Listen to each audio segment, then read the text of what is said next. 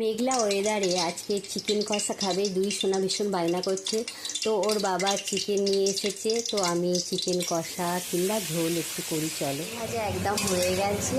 আগে থাক থেকে আলু ডুমো করে কেটে ধুয়ে রেখেছিলাম, তো একদম আলু ভাজাটা হয়ে গেছে। করবো পেঁয়াজটাকে মিক্সারে দিলাম না, পেঁয়াজটাকে আজকে ভাজা করে নেবো।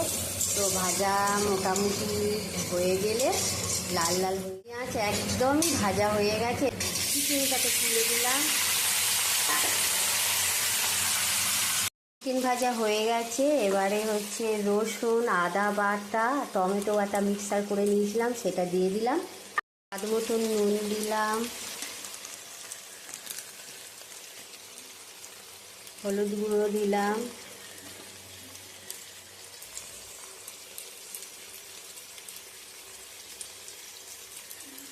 দেখছো আমার একদম চিকেন ভাজা হয়ে গেছে, চিকেন থেকে অলরেডি তেল ছেড়েছে। তো এবারে আমার আগে থাকতে কি আলু ভাজা ছিল সেটা তুলে দেবো, আর এবারে জল দিয়ে দেবো। জল দিয়ে দিলাম। খুব সুন্দর একটা গন্ধ ছাড়ছে। তো আমার চিকেন মোটামুটি হয়ে গেছে। হ্যাঁ, একদমই হয়ে গেছে।